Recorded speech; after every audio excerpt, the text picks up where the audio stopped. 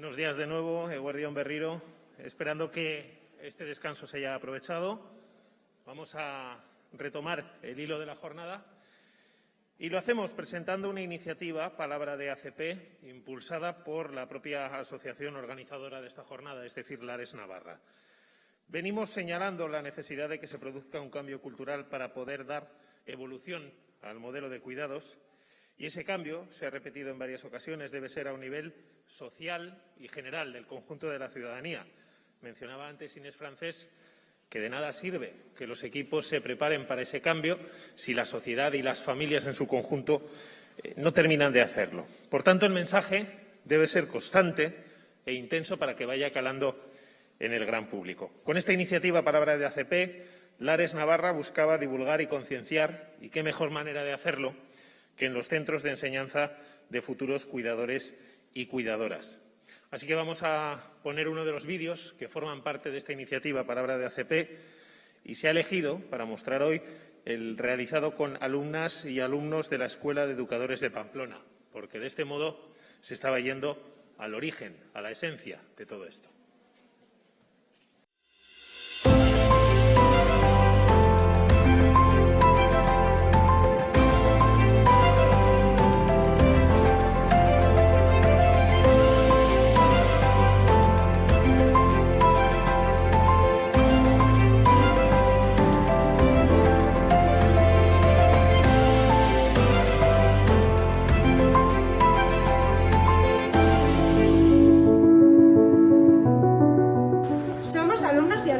Del grado medio de atención a personas en situación de dependencia del Centro Integrado Escuela de Educadoras y Educadores. Nuestro objetivo es promover el modelo de atención centrado en la persona.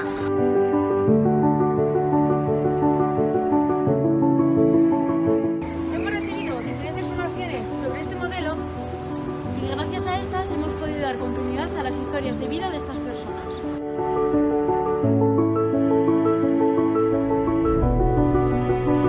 Nos hemos dado cuenta que trabajando centrándonos en la persona se obtienen más beneficios para las personas usuarias y profesionales. y se mejora la calidad de vida de las personas. Conocer este modelo nos ha ayudado a ver las cosas desde otro punto de vista y saber verdaderamente cómo trabajar y cómo queremos que nos atiendan en un futuro. Creo que lo que nos ha presentado el profesor es realmente no solo importante sino necesario, ya que creo que todos merecemos una vejez digna y todos merecemos ser atendidos como personas, que es como lo que somos. Y la verdad es que me parece algo difícil de conseguir, pero creo que si todos ponemos de nuestra parte podemos lograr. Soy Ana Berta, la directora de la Escuela de Educadoras y Educadores. Es que bueno, pues esta perspectiva de intervención, de acompañamiento a nuestras personas dependientes, pues digamos que es un punto y aparte o un inicio de otra manera de estar y de respetar y de acompañar a las personas en sus procesos de vida.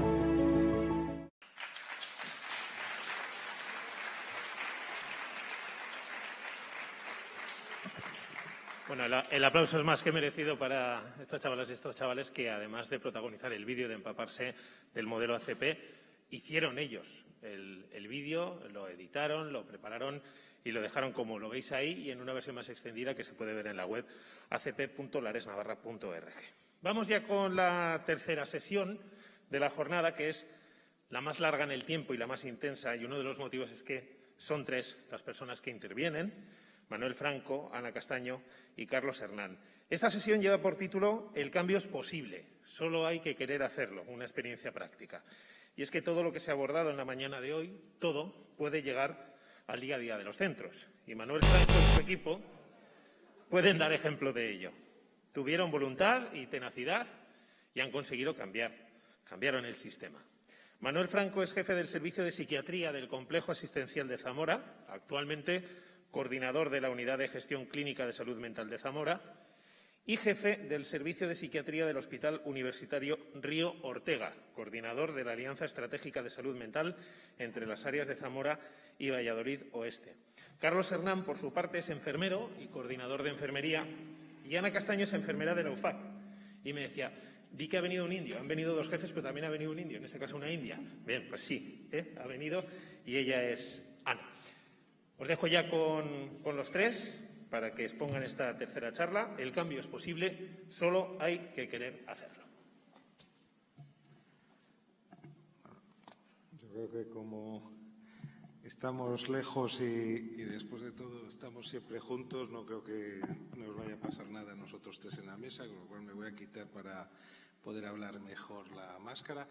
Agradezco mucho, la verdad que es, aunque me ha costado mucho llegar, porque ayer nevaba terrible en el camino, pero bueno, me encanta venir aquí a esta tierra, el poder compartir, hay buenos amigos, y saludaba también a Inés a la entrada y bueno, pues es un placer poder estar, agradecer a Lares el que nos hayan invitado. Nosotros venimos fundamentalmente del ámbito de la salud mental, aunque yo mis dos campos de actuación principal, con lo cual si algo surge en ese sentido, pues son la psicogeriatría, o sea, todo el campo de la demencia, el deterioro cognitivo y bueno, y la esquizofrenia, que es un poco en lo que hicimos más ese cambio que podríamos llamar centrado en la persona.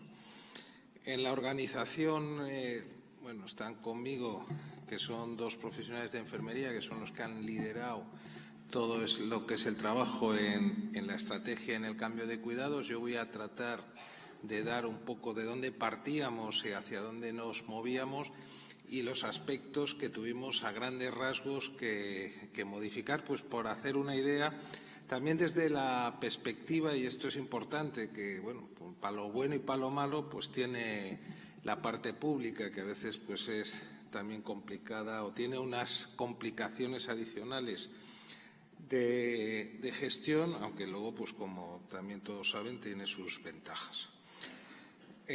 Quizá la cuestión en el cambio es que son dos modelos de cambio que hemos hecho primero en Zamora, en Complejo Asistencial, y luego lo hemos hecho en Valladolid Oeste, en Valladolid, e incluso, bueno, vamos a ver lo que nos duran también, luego sobre todo en Valladolid, que ahora tengo menos actividad ahí. Bueno, básicamente lo que quería comentar y que expongo aquí en la diapositiva, nosotros partimos dentro de los cuidados de las personas con esquizofrenia, y aquí al final digamos que casi da lo mismo de dónde viene el problema de cuidados, sino al final es la dependencia, es la necesidad de que alguien te cuide. En el mundo de la enfermedad mental, hasta el siglo XX prácticamente todo se basaba en describir, esto nos ha pasado en todo, ver lo que hacía y tenerlos ahí en los asilos, en los hospitales psiquiátricos, etcétera, donde los profesionales se dedicaban sobre todo a describir lo que era la enfermedad. De hecho, todavía hoy los grandes psicopatólogos pertenecen al siglo XIX. El siglo XX ya nos trajo cambios significativos porque nos permitió tratar. Esto también nos va a pasar dentro de poco con el deterioro cognitivo, ya lo hemos empezado a tratar, pero todavía vamos a tener muchas más herramientas, tanto psicosociales como biológicas, para poderlo tratar y dar mejores resultados. Bueno, eso nos trajo un cambio de modelo de atención que yo os cifro que al menos fue hasta los 70 y el 80, pero que yo creo también que estamos en transición, es decir, dependiendo del sitio, pues está más o menos desarrollado. Digamos que se pasó de describir lo que había en la realidad a tratarla. Para eso utilizamos los psicofármacos, las terapias biológicas efectivas. Una de las más populares y conocidas es el electroshock. Bueno, este tipo de terapias se impone en definitiva el tratamiento, y el objetivo a partir de ahí es eliminar los síntomas. De alguna manera se introduce la remisión, el objetivo es que la persona con enfermedad mental esté asintomático. Y viene ahora el cambio de modelo, que es en lo que se está, que es el centrado en la persona, en donde el paciente pasa a ser cliente. Y ser cliente, yo cuando doy así en los cursos, cliente es ser como en el Corte Inglés, es decir, no te llevas lo que te dice el dependiente o el que lleva ahí está vendiendo, aunque él sepa más que tú, aunque él sepa mejor lo que te conviene, sino te llevas lo que a ti te gusta. Entonces, esto es importante porque eso significa que la persona debe participar en sus cuidados. Y este es el cambio diferencial en el que estamos ahora. Y eso es para mí también el centrado en la persona. Es decir, no se trata, evidentemente, todos los cuidados van dirigidos a la persona, pero cuando está centrado es que es la persona la que participa y la que decide qué es lo mejor para ella. Evidentemente, para eso se necesita también información.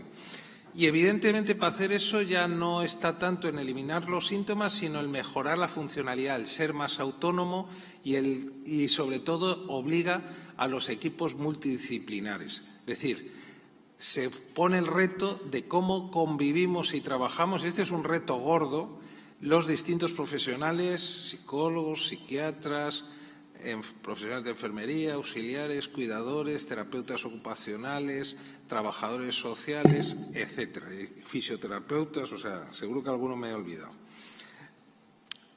En definitiva, hay un concepto que nosotros utilizamos en la jerga nuestra que en el ámbito del deterioro cognitivo es lo mismo, se llama salud social, y en el ámbito de enfermedad mental se llama recuperación. Pero en definitiva los conceptos y lo que pretende es lo mismo, que es promover la funcionalidad. Yo pongo aquí también que en la formación de los profesionales también vamos ahí. Primero tenemos que aprender a describir, segundo aprender a tratar y tercero aprender a cuidar. A cuidar contando con la persona. Y ahí es donde entra si la funcionalidad es a la que pretendemos, es decir, uno de los problemas que hay en el sector de cuidados y en el de cuidado de enfermedad mental casi especialmente, pero también en la demencia, es el concepto nihilista de esos cuidados. Es decir, bueno, se trata de que pase la vida. Y ahí se trata de cambiar ese concepto y buscar la funcionalidad, lo que es, ya digo, salud social en el ámbito del deterioro cognitivo o recuperación en nuestro ámbito. Y sobre todo es el que ese formato, ese cambio genera también en familiares y pacientes clientes, usuarios, cierto optimismo.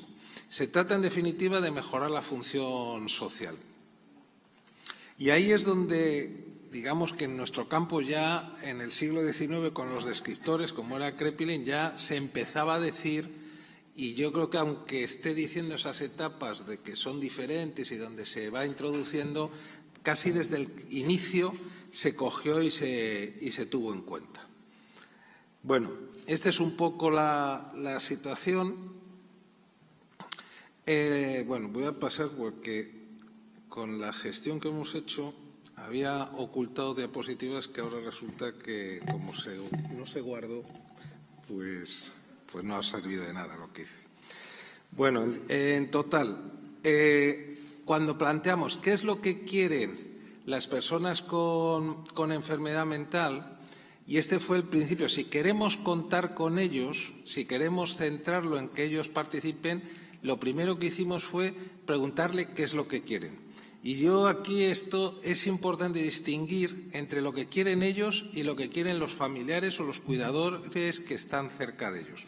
Este es un ejemplo de una encuesta que hicimos aquí en España, que fue con Mundo Salud, y entonces quiero destacar, replicamos un estudio que habían hecho en Estados Unidos. Las prioridades que marcaban en Estados Unidos pues eran las 10, estas que vienen con ese orden, y en cambio en España coincidíamos en que obtención de empleo era lo más interesante para los usuarios, para los pacientes, y solo quiero subrayar el que era lo menos interesante para los cuidadores y para los no pacientes.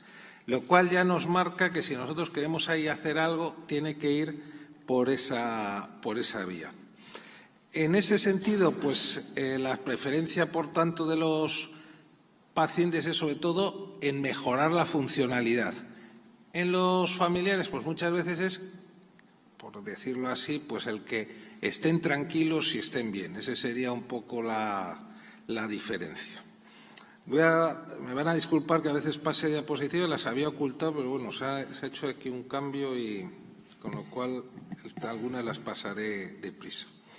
Así, la cuestión que nos plantea es, a la hora de plantearnos cómo hacer, es la pregunta que nos tenemos que hacer tiene que cambiar.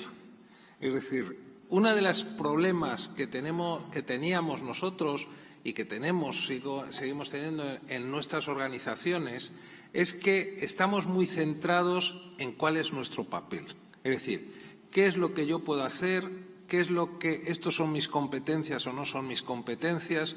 Hay una especie de lucha por las competencias que en cierta medida muchas veces son incompatibles con el cuidado, porque a la persona no la podemos fracturar. Esto nos pasa también en la propia organización, como organizamos, digamos, las responsabilidades, servicios sociales, salud, y la persona no es mitad salud, mitad o 3/4 de salud y 1/4 de social. Es decir, la persona, las necesidades se imbrincan unas con otras. La enfermedad te lleva a necesidades sociales y también las necesidades sociales te llevan a tener determinadas enfermedades.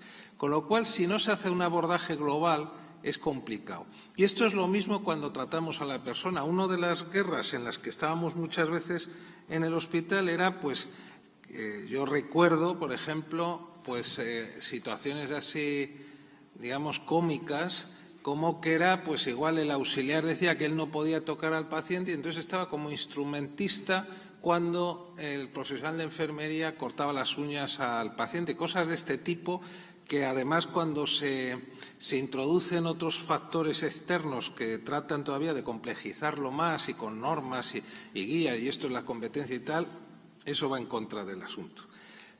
Porque la pregunta que nos tenemos que hacer es ¿en qué puedo yo ayudar? Es decir, esta persona, y eso es centrado en la persona, tiene estas necesidades, tiene estos deseos y se trata más bien qué es lo que yo puedo ayudar a esa persona.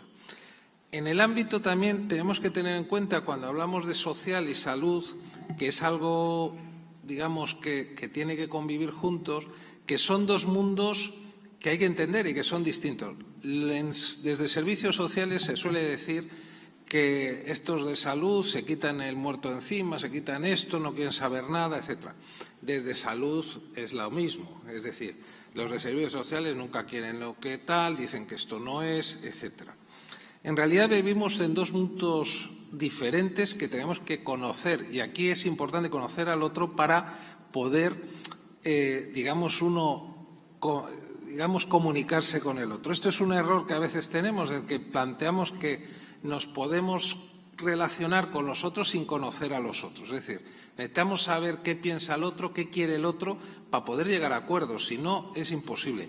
Y por eso también cuando estamos ante una persona a la que tenemos que cuidar, necesitamos saber qué quiere esa persona, qué es lo que le interese, cuáles son sus intereses, porque si no creemos que a todo el mundo le gusta ver la tele a las 10 y le damos como regalo por lo bien que han ido las cosas el ver la tele cuando a él no le interesa nada en absoluto. Por eso es importante conocer al otro y por eso traigo esto a colación. ¿Y qué es lo que pasa? Pues cuando hablamos de servicios sociales en enfermedad mental, hablamos de discapacidad por enfermedad mental, que esto a los de salud les parece, ¿qué es eso? Y claro, y tiene un problema dentro de la enfermedad mental con la que tuvimos que luchar y por eso, y el saberlo nos ayudó, que es una discapacidad cualitativa. En servicios sociales la mayoría de las discapacidades son cuantitativas, hace más o hace menos, hace esto de tanto, llega a tanto, se mueve hasta aquí o no se mueve, oye hasta aquí o no.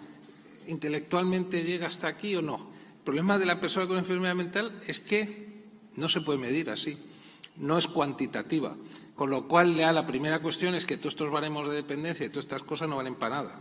¿Por qué no valen para nada? ¿Por qué? Porque si uno le pregunta, por ejemplo, en el baremo de dependencia, si es capaz, por ejemplo, de freír un huevo, hacerse la comida, yo digo, sí, sí es capaz, capaz es. Ahora, se puede morir de hambre porque como cree que la comida está envenenada, no lo va a hacer. ¿Cómo lo valoras eso? Entonces, cuando digo no valen para nada, no lo tomen al pie de la letra. Quiero decir, no valen para nada si no tenemos en cuenta este factor corrector.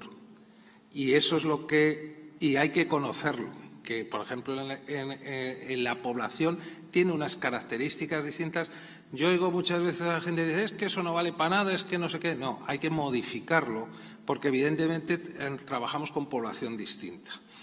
Hay una evolución discontinua, este es otro problema, no se le puede encasillar en esto, en que dice este es grado tal, grado, pues este ahora es grado esto y luego otro, porque van cambiando. Es verdad que partíamos de un predominio sanitario, lo cual llevó, y una estigmatización, que este es también otro problema. Es decir, había cuando nosotros empezamos con esto, pues muchas normas sociales donde si tenías trastorno de conducta ya no entrabas en el centro ese de tipo social.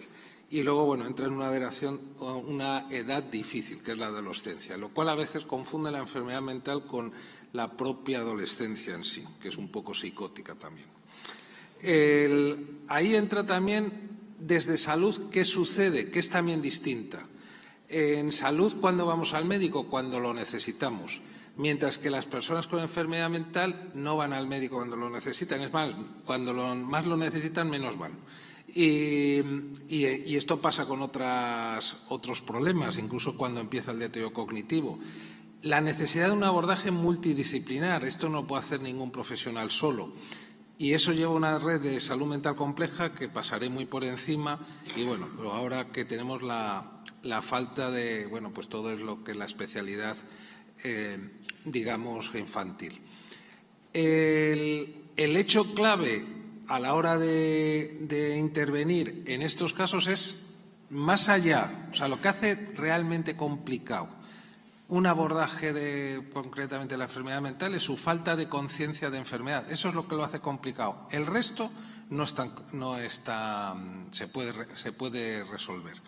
Y luego nosotros partíamos de unos problemas serios de atención al paciente que llamábamos entonces psiquiátrico crónico. Nosotros lo llamamos persona con enfermedad mental grave y prolongada, porque esa palabra es crónico, pero esto es el punto de partida y que les quiero llevar a su idea para saber por dónde fuimos, dónde pudimos hacer el cambio, que es el hecho de la gran institucionalización con un deterioro ambiental, etcétera. Esto es importante, el problema de la institucionalización, y con reingresos frecuentes en las unidades, que es lo que se llama de la puerta giratoria. A partir de ahí hay dos modelos dos formas de ver la suma de enfermedad más persona. Y según hagamos esa ecuación, trabajaremos de una manera o de otra. Si persona más enfermedad es igual a persona, la base de la atención es el compartir. A veces pensamos que una persona tenga una demencia, tenga una enfermedad mental grave como una esquizofrenia, padezca cualquiera de estas cuestiones, pasa de ser persona a ser un demente, a ser un esquizofrénico, a ser, digamos, lo que le corresponda. Pero esa ecuación puede ser así, es persona. Y cuando es persona tenemos que fundamentar nuestro trabajo en el trabajo comunitario, en trabajar donde vive esa persona, en tener en cuenta todos los afectos de esa persona y, en definitiva, centrarlo en compartir, por encima de todo. Es decir, no es tanto el saber mucho de esa enfermedad, sino el trabajo de compartir. Evidentemente, eso supone, por ejemplo, en el ámbito de lo público, los gestores en general, públicos y privados, tienen cierta tendencia a concentrarlo todo, porque así esto de grandes medidas, comprar todo al mismo proveedor porque nos salen mejor precios, coger y hacer, digamos, concentrar todos los profesionales, así los tenemos todos controlados, y digamos que esa es la tendencia general. Pero si nuestra perspectiva es la de la persona, tenemos que diseminar, porque tenemos que ir donde la persona vive, donde la persona está, a su casa, y conocer el contexto en el que vive la persona. No nos debe valer incluso con lo que nos dice, sino también tenemos que ver en dónde lo dice y cómo lo dice y qué significado tienen las cosas para ella. Yo, por ejemplo, llevo una zona de Zamora en atención, que es la zona de Sanabria, y cuando a vez que va allí un compañero dice, joder, si es que aquí funcionan diferente. Y es verdad, porque en cada comarca, en cada zona, hay una subcultura, y digo subcultura porque es como una cultura que no se ve, no porque sea inferior, que hace que las cosas tengan otro significado. Y si queremos centrarlo, tenemos que conocer todo eso. Evidentemente, también es importante conocer la enfermedad, es decir, cada enfermedad, cada problema tiene unas especificaciones que hay que también tratar. Por eso, ahí es donde hace falta saber. Y cuando abordamos la enfermedad mental, pues necesitamos saber de la enfermedad mental. Por eso yo pongo ahí que es cuando se ve que decimos persona más enfermedad es un enfermo. Bueno, pues yo aquí mi sugerencia o la propuesta es que hay que ir a un equilibrio. Quizá no basta solo con comprender y entender y saber, pero también y compartir hay que equilibrarlo con un saber. Es decir, cualquiera de los dos sin la ayuda del otro va a quedar cojo. Pongo esta frase de Osler porque me parece muy indicada. Dice, un buen médico trata la enfermedad, el gran médico trata al paciente que tiene la enfermedad. Bueno, pues este sería un poco, es decir, diferenciar entre tratar enfermedad o tratar digamos, a la persona. Básicamente, para que así rápidamente, el modelo de salud mental tiene como 3 fases de intervención. Yo lo planteo desde ese concepto de enfermedad mental grave y prolongada, pues primero tratamos la enfermedad a través de un tratamiento biopsicosocial, buscando la remisión, es decir, la supresión de síntomas. Cuando la enfermedad es aguda, pues la curamos, y cuando es prolongada, pues normalmente acaba en remisión, es decir, eliminación de síntomas con secuelas, que supone pérdida de funcionalidad, o estabilización, que es que los síntomas pues no alteran demasiado funcionalmente, están estables, aunque efectivamente persiste esa alteración funcional. A partir de ahí viene la segunda fase de tratamiento, que es la de la rehabilitación. Rehabilitación, que es resolver la dependencia, que es la segunda parte, y buscando que la autonomía, caminando hacia el funcionamiento óptimo. Y el tercero es combatir la exclusión, que en definitiva da la enfermedad mental, el estigma, la pérdida funcional, etcétera, con un modelo de integración sociocomunitario y yendo a la participación social. Y es importante, no se trata de vivir en sociedad, significa participar en la sociedad. Esto es también importante, y lo que hablaba antes de la recuperación. Para esa recuperación y para esa integración, que es, digamos, la asignatura perdida que teníamos en ese momento, dado que al final acababan en los hospitales psiquiátricos, era importante un trabajo en el estigma, en la sociedad, para reducir el estigma, un trabajo de red social, de apoyo, de ocio y relaciones, un trabajo de ocupación, tiene uno que tener cierta ocupación, no podemos empezar el día sin saber qué hacer, tiene que haber un objetivo de vida. Esto es importante, y esto yo lo llevo al ánimo de todos los que trabajáis en centros, es decir, la vida no tiene sentido si no tiene uno un porqué, un objetivo. Para determinar, hay dentro de las teorías, millones de teorías que tenemos en el ámbito de la salud mental, ¿qué es la depresión? Pues a veces la depresión se define que es no tener objetivos. Si tú no tienes objetivos, si no tienes por qué tal, ¿para qué estás? Y ahí está, es decir, tenemos que crear, aunque sean objetivos idiotas, aunque sean objetivos solo para nosotros, pero tienes que tener la ilusión de hacer algo. O sea, cada día tienes que hacer algo. Y da lo mismo que tu vida se acabe dentro de una semana, que se acabe dentro de un año. Se trata de que cada día tengas un objetivo, y esa es la clave. Uno de los objetivos es el laboral, ser alguien, tener un rol, ser dentro de la persona. Y luego el tema de vida independiente, que aquí está claro que en el campo nuestro de enfermedad mental pasa por el alojamiento, porque es gente joven fundamentalmente en viviendas normales, y aquí volvemos a lo de siempre. Es decir, una cosa es participar y otra es vivir en la sociedad. Yo a veces veo ahí, pues esto, alojamientos de 5, 7, 10 personas. Yo no sé, y son 10 personas con enfermedad mental. Yo no sé si yo, que en principio no la tengo, conviviría muchos años con 10 personas, 9 personas. Ya me cuesta cuando la elijo yo, es decir, si no la eliges tú, es decir, no sé hasta qué punto podría yo sobrevivir.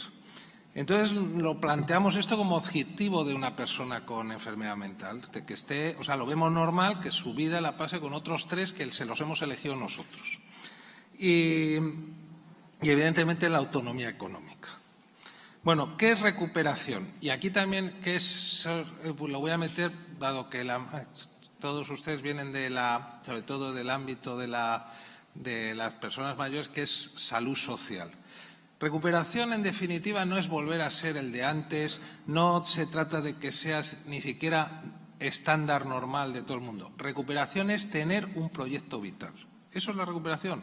Tener un proyecto vital, todos los que estamos aquí tenemos nuestras limitaciones y todos tenemos nuestras, digamos, capacidades superlativas. O sea, todos hacemos algo mejor que el resto y todos hacemos bastantes cosas peor que el resto. Entonces, pues se trata de que adaptamos nuestro proyecto vital a eso y normalmente lo que hacemos mejor nos gusta más. El tener limitaciones no significa que no puedas tener un proyecto vital. Y en lo mismo respecto a la salud social, que se trata, ¿qué es salud social? Pues tener un rol en la vida, en el día, el tener comunicación, el tener una red social, en definitiva, tener un por qué vivir. Esa es la clave en la que nos tenemos que basar. Por eso se trata, a partir de ahí es donde diseñamos, que es un poco lo que me trae aquí, un modelo que llamamos modelo reticular, en donde se trataba de que todos los profesionales y los diferentes dispositivos, organizaciones, etcétera, trabajaran todos a coger y tener centrado, o sea, trabajando a partir del paciente y todos se organizaran en base al mismo. En este sentido, se trataría de toda la red integrada y coordinada en esa continuidad de cuidados y para el control de síntomas y, sobre todo, que la persona desarrolle su proyecto vital. Por eso, todo el punto de partida es ese proyecto vital. ¿Qué nos pasa o qué nos pasaba? Voy a poner las dificultades. Como decía antes, hay 3 fases en la intervención: la estabilización clínica, la autonomía, el buscar la autonomía y la participación social. ¿Quién hace eso en nuestro sistema? Pues la red sanitaria hace la estabilización clínica. La autonomía es la rehabilitación psicosocial. Aquí depende por comunidades autónomas. La rehabilitación psicosocial a veces depende de sanidad, a veces depende de servicios sociales y a veces depende de otra red que sacamos, que es la red sociosanitaria, como se quiera llamar en cada sitio. Y luego la tercera fase, que es la participación social, que depende de la red social. Así las cosas, para organizarnos, más o menos, pues ¿cómo lo venimos haciendo? Pues lo primero que se nos ocurre es montar grupos de trabajo para decir qué tiene que hacer cada uno. Dice, la red sanitaria es hasta aquí, hacemos de la red de rehabilitaciones desde aquí, criterios de exclusión, criterios de inclusión, este va para tal sitio, este va para otro, y normalmente nos salen cosas así. Es decir, cada uno ha hecho su trabajo, fenómeno. La culpa es del otro que no se ha enterado. Es decir, que... Y esto es habitual, esto nos pasa en los servicios, o nos pasaba a nosotros muy frecuentemente. Es decir, nosotros hacemos una cosa, tenemos unos usuarios que requieren un tipo de alojamiento, pero servicios sociales nos da una cosa que no nos servía para nada, y viceversa. Con lo cual, los sistemas se dan cuenta de que esto no va muy bien y dicen, vamos a coordinarnos. Introducimos la palabra. No nos basta con decir qué tiene que hacer cada uno y poner unas guías estupendas, publicarlas. Normalmente se da muy por latillo a todas esas guías que hemos creado de lo que hacen uno, los que hacen otro, y dices, ahora nos vamos a coordinar y vamos a establecer espacios de coordinación. Y entonces, claro, nos sale estas cositas, que depende, que hay gente que come más que otro, que ocupa más que otro, y sí, coordinados están, pero no sé si es la mejor de las posibilidades. Pero esto que yo provoco cierta hilaridad, pensad que es como funcionamos. O sea, no es muy lejos de la realidad. Por eso cuando nosotros... Por eso cuando nos planteamos cómo podemos superar este modelo, que era esto del modelo reticular, el planteamiento era ir en progresión. que eso es lo que hacemos. ¿Y qué significa esto? Pues yo creo que lo que más lo ejemplifica es un equipo. En un equipo de fútbol, vamos a poner, que es lo más conocido por todos, ¿el delantero puede meter, el defensa puede meter goles? Pues claro que los puede meter. Nosotros a veces funcionamos como si el defensa, oiga, a partir de los 20 metros usted no puede que se mete en mi campo de competencias. Hablamos así, dicen, esto es competencia del psicólogo, esto es competencia del psiquiatra, esto no es competencia de nadie. Aquí hay que ganar el partido y si el gol lo mete el defensa, pues nos vale lo mismo. Y el delantero también tiene que defender. Es decir, no se trata de, como decía antes, un reparto de roles, sino tenemos que conseguir que todo es de todos. Evidentemente, el defensa, su principal trabajo es defender. Por eso contratamos un defensa. Pero que no crea que con defender, que cuando ataca a nuestro equipo te puedes sentarte a mirar a las gradas. No, tú también atacas. Y cuando defiende, el delantero también defiende. Este es el modelo que nosotros nos planteamos el sacar para adelante y es lo que llamamos en definitiva modelo reticular, que es considerar al usuario como un todo. Y la base de este modelo es ese, es decir, jugar como un equipo de fútbol. Todos los jugadores pueden jugar en todo el campo. No hace falta que sea uno de ese sitio a otro. Cada uno sabe su principal responsabilidad, pero ganar, cuidar bien, es responsabilidad de todos, independientemente de que en tu nómina haya más o haya menos. Porque esto es tampoco, o sea, imaginaros que en un equipo, que a veces lo hacemos nosotros, decimos, no, ese como tiene un contrato más mejor, que meta goles él. Pues vamos mal.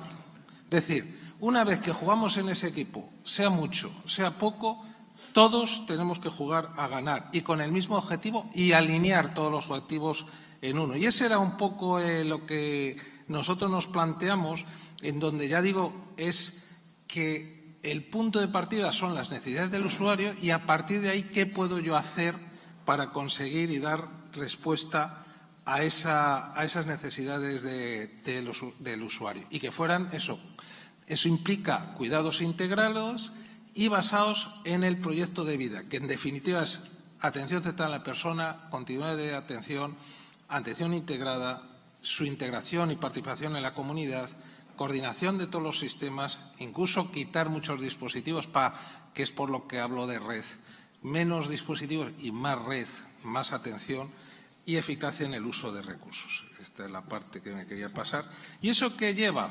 Pues a un cambios necesarios en el modelo asistencial, que supone de un modelo de atención presencial a un modelo en que trata de coger y gestionar mejor la demanda. No se trata de estar esperando, de ser pasivo, pasar a ser activo, de pasar a estar cuando pasa algo, pues lo que decía, de agudos, etcétera, pues el coger y prevenir la enfermedad, de darle acción a la persona, quitar la fragmentación de los recursos y, digamos, de ordenarlos hacia lo que queremos. Y aquí, yo cuando nos planteamos una de las cuestiones, uno de los sitios, para el que no conozca mucho los hospitales, donde más uno coge y hace como terapia de grupo, son las cafeterías, donde todo el mundo participa en que esto habría que hacer y no sé qué, y es que no nos dejan, etcétera, etcétera. Y yo cojo esta frase de un premio Nobel que dice: la mano que te da el cuidado es la mano que pone las reglas del mercado. Es decir, uno no puede esperar que de arriba le resuelvan todo. Es decir, uno tiene que desde su posición empezar a cambiar las cosas. Y no vale con plantear, decir, bueno, es que como está ya, ¿qué vamos a hacer esto si no vienen las normas, etcétera, etcétera?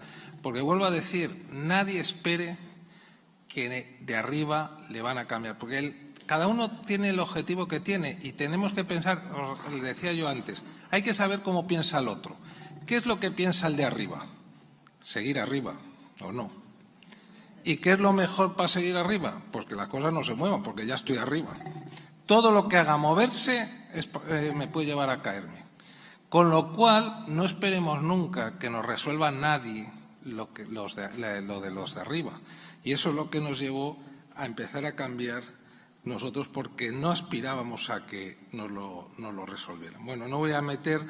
Aquí esto tenía, pero bueno, me lo salto, una cuestión que era sobre otro de los debates que a veces se plantean entre lo público y lo privado. Nosotros estamos en lo público, pero yo tengo muy claro que hay cuestiones que desde lo público no se pueden hacer y en la integración, es decir, cuando hablamos de integración es integración profesional, pero también integración de los servicios públicos y privados, y ese es mi posicionamiento. Es decir, creo que hay cosas que se hacen mejor de lo privado, no porque sean mejores o no, sino porque realmente se pueden hacer mejor.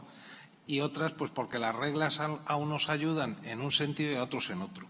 Entonces, yo creo que en eso hay que tener, digamos, todos los recursos son recursos sociales, vengan de donde venga, y hay que trabajar sobre ese modelo que, en definitiva, cuando hablamos entre si esto es público o esto es privado es mejor, ya nos hemos olvidado al usuario. Cuando hablamos de las reivindicaciones del enfermero, del psiquiatra, del psicólogo, ya nos hemos hablado del usuario.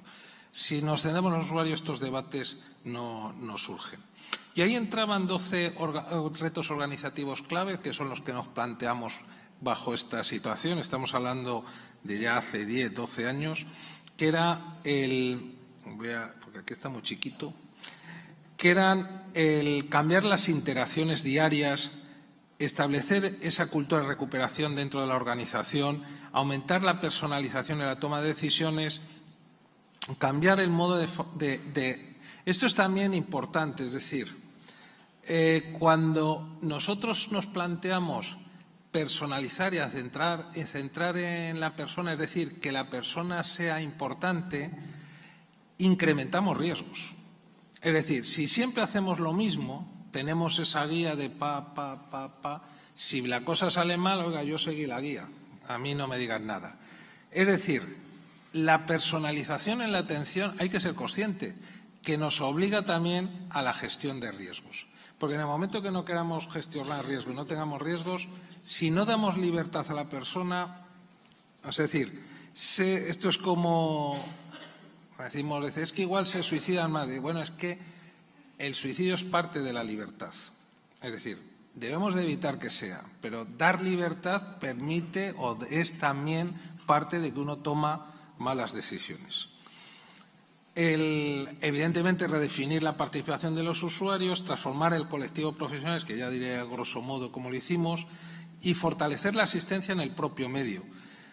Esto fue cambiar todo el modelo asistencial dentro de un sistema público, lo que teníamos que hacer. Y esto es muy importante. Muchas veces le íbamos a las personas, dicen, bueno, vamos a cambiar. Yo creo que a las personas que reciben el cuidado hay que convencerles poco, hay que hacérselo creer. Esa es la clave de todo lo que quiero transmitir aquí, porque a veces decimos, no, te vamos a dar pisos, te vamos a dar tal, te vamos a dar cual. Bueno, dáselo, que eso es de lo que se trata. Y, por tanto, los recursos se tienen que adaptar a las personas. Y no quiero tampoco dejar una frase que a mí me encantó y me ha guiado muchas veces, que esta era la de Henry Ford, que fue el descubridor de los coches, que dice, que a veces se trata también de incorporar innovación. Nosotros podemos preguntar qué es lo que quiere la gente, pero nosotros somos los profesionales que tenemos que saber cómo darlo mejor.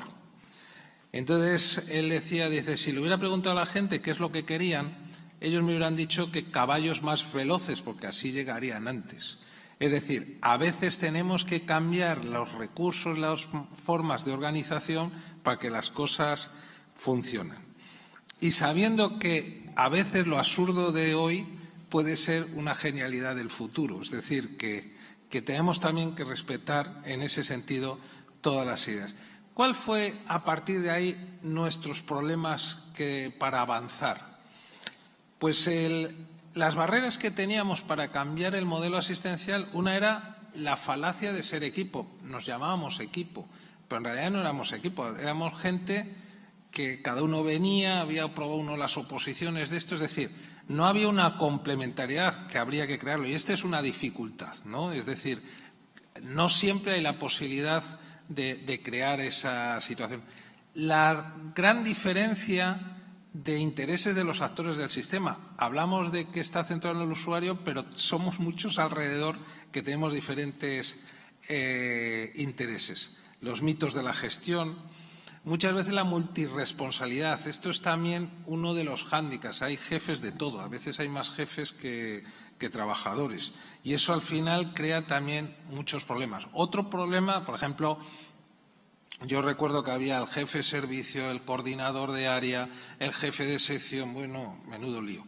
Y entonces, para ponerles de acuerdo ya a los jefes, ya para ir para abajo ya ni contar. El gap, la diferencia entre los servicios sanitarios, la necesidad de esa coordinación sociosanitaria y muchas veces la dependencia de recursos externos. Estos eran nuestros problemas para tirar para adelante. En ese sentido, pues estos objetivos de los distintos actuadores, pues tenemos que ser conscientes, es decir, los pacientes, las personas quieren acceso rápido, quieren elegir. A nivel de cuando nacen la póliza y la administración central es lo mismo. Claro, la gerencia tiene otros intereses, que es el control del gasto, la satisfacción de objetivos, el cumplir, promover. Los servicios clínicos, muchas veces los profesionales estamos muy centrados en nuestros criterios, en que las cosas hay que hacerlas bien, etcétera, y que las condiciones de trabajo, etcétera. Y luego pues se meten además otros actores como son sindicatos, medios de comunicación, en el caso de la medicina e industria farmacéutica, asociaciones de pacientes, y todos tienen algo que decir. Y además, esto también hay que hacerlo, es decir, el decir algo les da su existencia. Es decir, tenemos que convivir con que tienen que decir algo, todo el mundo. Entonces, porque así funciona. Como decía antes, bueno, abandonamos estos mitos de la gestión que a veces se dice, y lo que decía antes, importante era el constituir un equipo de trabajo frente a un grupo de trabajo. Y por supuesto siempre sale el que queremos un objetivo, que todo sea bueno, bonito y barato. ¿Qué es lo que nosotros hicimos? Pues yo hay una medida que yo creo y que aconsejo a todo el mundo, desde el primero hasta el último en el escafandro, desde el último al primero, me da igual. Es decir, uno hay que desesperarse. Esto es como el tema de un barco. Hay momentos en que tenemos jefes que no entienden nada. O sea, así. ¿Qué es lo que hay que hacer cuando tú tienes a alguien que no entiende nada? Y además pierde toda esperanza de que lo vaya a entender. Pues es lo que se hace en los barcos. Tira el ancla y que pase la tormenta. Ya pasará. Tenemos que estar con todas las fuerzas para cuando el viento venga a favor. Esas es, digamos, las claves del cambio. Es decir, no se trata de coger y a veces peleamos contra personas porque hay que entender que eso que decía yo antes, la gestión de riesgos, es compleja. Hay que trabajar con ella, etcétera. No todo el mundo digamos, acepta esa gestión de riesgos y esos problemas. Con lo cual, cuando las cosas van mal, es decir, yo ahí transmito no hay que desesperarse, si te lleva más tiempo, te lleva menos tiempo. Evidentemente, yo, por ejemplo, comparo Zamora, donde nadie entendía nada, no porque fueran de Zamora, sino porque en ese momento no habíamos desarrollado nada. Entonces decían, bueno, estas cosas, la vas a liar, esto de tal, y entonces hubo que ir más despacio. Cuando ya nosotros en Zamora tuvimos resultados, luego aplicarlo a Valladolid, pues nos fue mucho más fácil, porque ya de arriba decían, bueno, no sé cómo lo haréis, pero esto funciona. Y esa es la clave. Así las cuestiones, nos fue muy importante el buscar esto, una jefatura única, una dirección asistencial global, es decir, que la responsabilidad de todo el equipo, y esto es lo mismo, o sea, imaginaros un equipo de fútbol donde tuviera el jefe de la delantera, el jefe de los medios, el jefe de porteros y el jefe de defensas. Así jugamos nosotros a veces. Y entonces, para saber la táctica del equipo, se reúnen el jefe de cada una de las líneas a ver qué táctica comparten. Bueno, pues por eso yo ante eso dije, mira, dejaros de tanto jefe y vamos a hacer. Y esto nos llevó a un cambio de roles. El psiquiatra pasó de ser un clínico que veía pacientes a un gestor de la salud mental, el psicólogo de ser un apoyo complementario a ser al psiquiatra de, bueno, cuando parece que no vamos a ver si le damos psicoterapia, a ser, y en eso estamos en el primer eslabón de la atención, la enfermera o el profesional de enfermería de ser una persona en el marco nuestro que estaba en el centro ahí tomando datos y rellenándolos lo que hacían y no hacían unos y otros, a ser el líder de la atención prolongada y el primer eslabón en la gravedad, y el trabajador social no ser gestor de papeles, sino impulsor de recursos comunitarios. Bueno, voy ahí cogiendo. En definitiva, se trataba de establecer las redes de cooperación. Ya me están aquí dando tarjeta amarilla. Vale. Sí, solo un segundito, Manuel. Las alumnas y los alumnos del Instituto Politécnico de Tafalla que tienen que marcharse ahora, vamos a hacer una mínima interrupción para que se puedan levantar y salir tranquilamente y no se interrumpa más la sesión. Muchas gracias por vuestra asistencia. Intentamos salir un poquito en silencio y ya lo hacemos perfecto. Esto significa que no se van porque no les gusta. No es también para tranquilizaros a vosotros, ¿eh? Es una cuestión de necesidad pura. Y así evitamos el ruido en la sesión. Sí, es bueno que se avise porque Sí.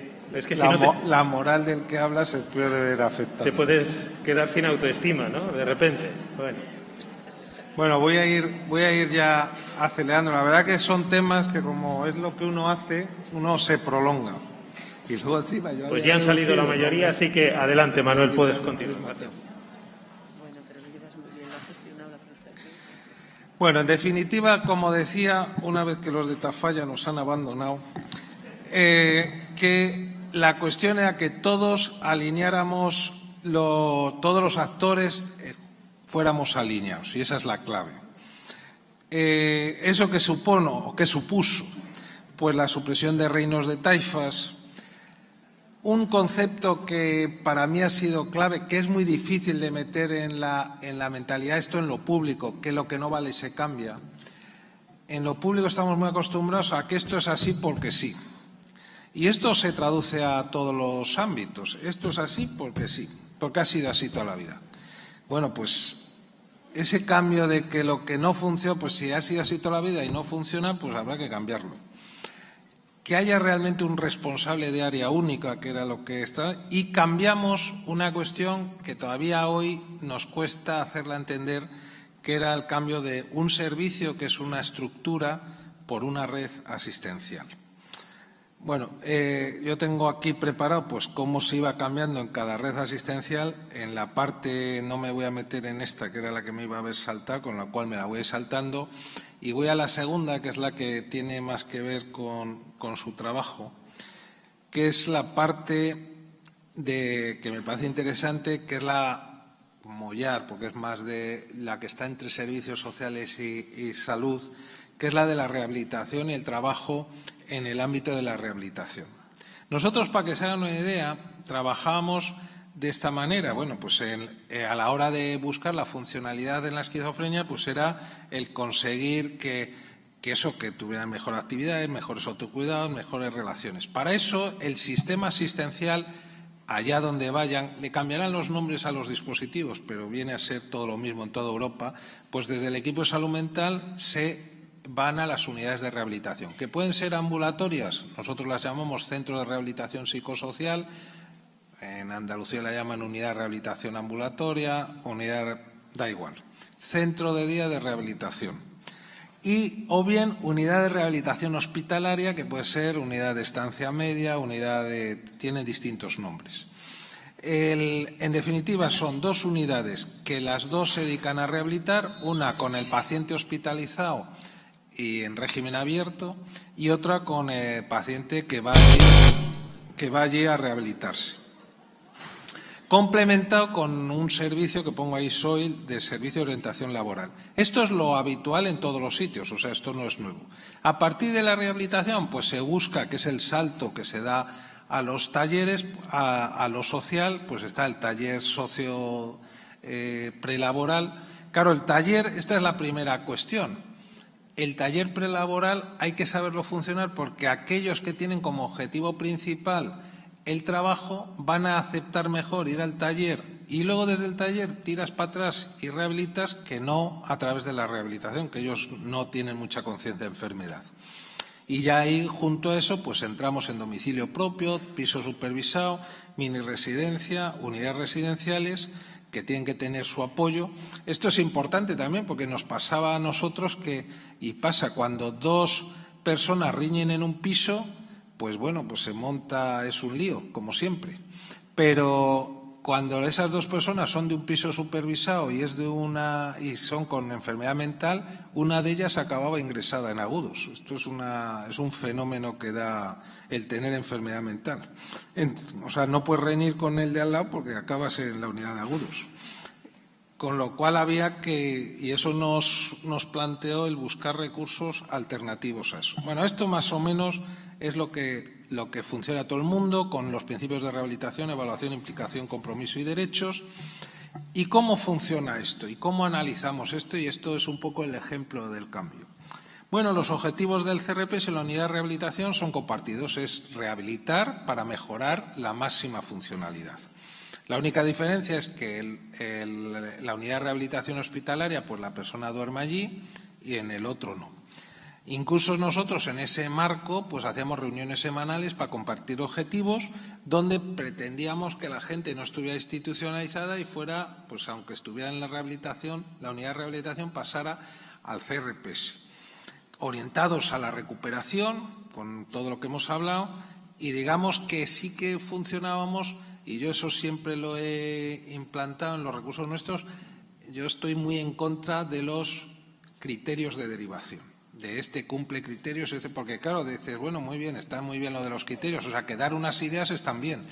Y eso yo creo que son unas ideas que deben de ser compartidas. Pero establecer unos criterios es muy peligroso, porque aquel que no cumple criterios, estamos muertos. Es decir, tenemos que atender a todos. ¿Qué se caracterizaba en la unidad de rehabilitación? Pues que es una unidad abierta, como digo, alojamiento, pensión completa, tenía psiquiatra, tenía incluso un psiquiatra de guardia por si pasaba algo por la noche, control de enfermería 24 horas, supervisión de medicación y cuidado 24 horas. El centro de rehabilitación psicosocial a personas con enfermedad mental grave y prolongada, pues es horario de mañana y tardes, ya ahora hay también alimentación, pero entonces no había alimentación. Pisos a veces asociados al alojamiento. Hay que entender que Zamora es una provincia como muy grande en tamaño, pero muy poco poblada. Es decir, hay mucha gente que vive a casi 150 kilómetros y no por buenas carreteras. Con lo cual puede vivir en transporte público a 4 y 5 horas.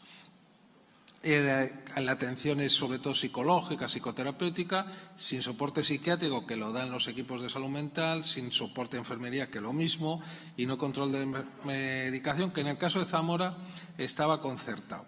¿Cómo se trabaja en estos centros? A través de lo que llamamos el PIR, que es Plan Individualizado de Rehabilitación, que va a incorporar pues todas esas actividades, programas, etcétera, que ocurren.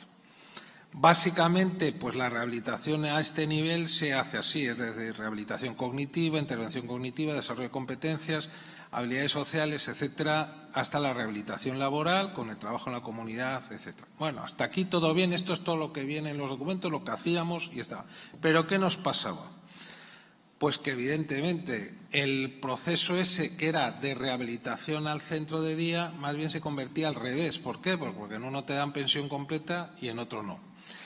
Con lo cual había una tendencia cada vez más a que los programas se hacían más en la unidad de rehabilitación que en el CRPS. Y empezó a crearse una figura que era la figura del veterano, que era aquel paciente que estaba allí pues en régimen de alojamiento, pensión completa. Y digamos con una estabilización del proceso, sin tampoco muchos objetivos. Bueno, aquí me dan de comer, me dan de beber, salgo por ahí, tengo y además creaba ahí una estructura de veterano que, digamos, determinaba también, condicionaba al resto. Esto es lo que han hecho la mili, ya saben lo que es el concepto del veterano y las influencias nocivas que eso tiene. Entonces, y lo más, digamos, grave, falta de generalización de los resultados. Nosotros rehabilitábamos en cocinar, en limpiar, etcétera, en una institución, y luego queríamos que diéramos el salto a la comunidad.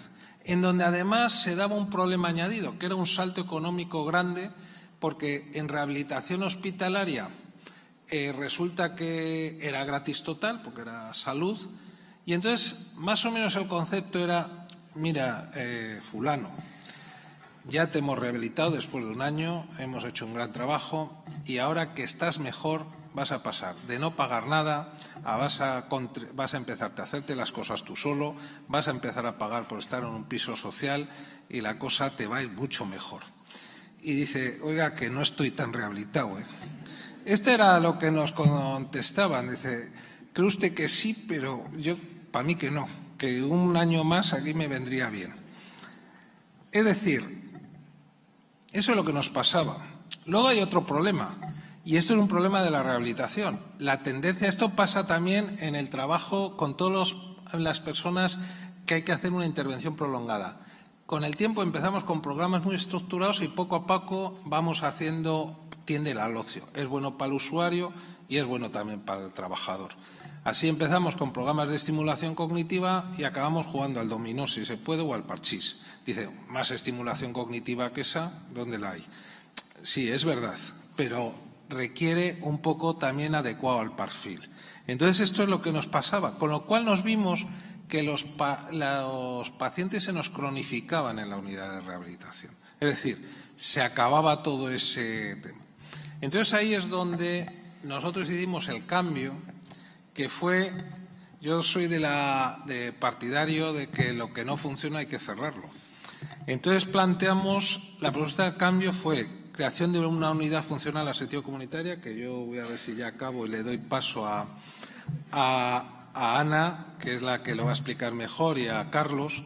La funcional asertiva comunitaria, la rehabilitación no se puede hacer en el CRPS ni en la unidad de rehabilitación, se debe hacer en la comunidad, con lo cual ya nos eliminamos el salto, de tal manera que el paciente empiece en el alojamiento comunitario y, por tanto, se sale desde el principio en pisos, con un psiquiatra que dé apoyo a todo el proceso. Esa ha sido un poco la idea que luego ella desarrollará. ¿Y eso qué supuso? Bueno, pues eso supuso, en lo que hemos hablado, aquí está la estructura que les contaba al principio, que nosotros nos cargamos y en Zamora no hay equipos de salud mental. ¿Dónde trabaja el psiquiatra y el psicólogo? En los centros de salud de primaria. ¿Dónde? Donde están los usuarios, ya sea en la zona rural, en la montaña o donde sea. También quitamos la unidad de convalecencia psiquiátrica. Zamora no tiene, dentro de Castilla y León, no tiene unidades subagudos. Tampoco tiene unidad de rehabilitación.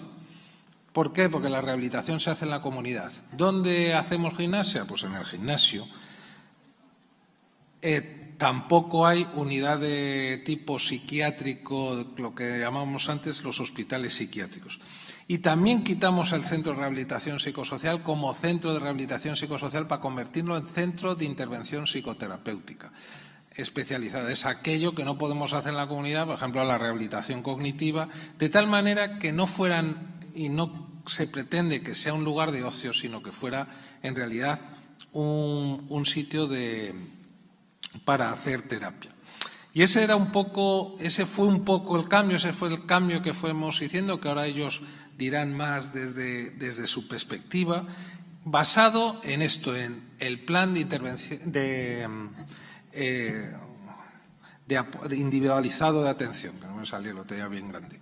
El plan individualizado de atención, que consiste fundamentalmente en determinar qué soporte le tenemos que hacer, pero trabajando desde el comienzo en la comunidad.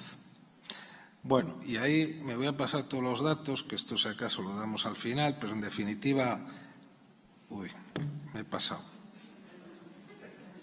Me he emocionado y me he pasado. A ver cómo lo hago otra vez. Es que quería ponerles un vídeo que marca ya el final. A ver si me sale. Y que es un grupo que... Están viendo tus hijos. Bueno, a ver si arranca.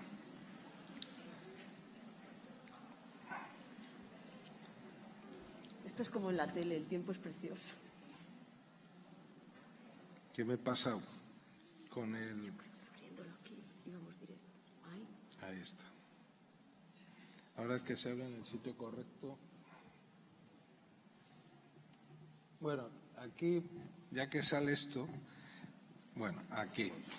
Bueno, voy a ver si... Este es un concierto que hicieron y que marca un poco y por eso lo pongo, a ver si se oye, que hizo un grupo de personas con enfermedad mental que fueron casi los últimos que estuvieron en ese centro, ya lo estábamos cambiando, y es un grupo de música de personas con enfermedad mental y bueno, a ver si se oye. La primera vez que entré en el despacho del doctor Franco se ríe.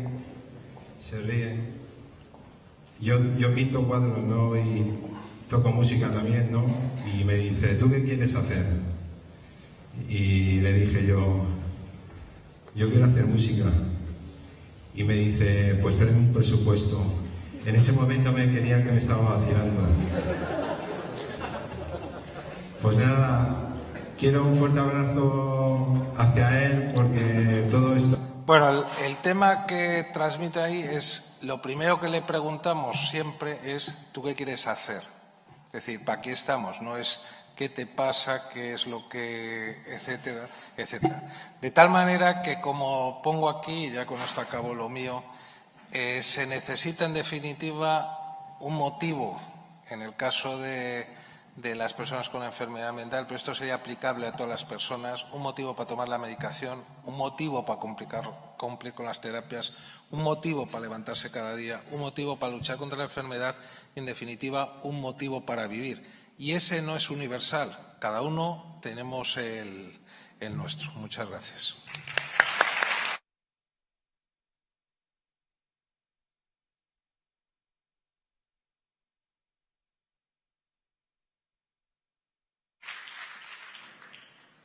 Bueno, soy Ana Castaño. Mientras abro la presentación, que ya veis, tenemos problemas técnicos, antes me preguntaba Javier que cómo me presentaba. Soy enfermera y creo que las enfermeras somos expertas en dar cuidados. Ninguna enfermera debería de pretender ser mini médico. Debería de hacer valer su profesión. Y así les voy a demostrar cómo en este equipo... no sé si...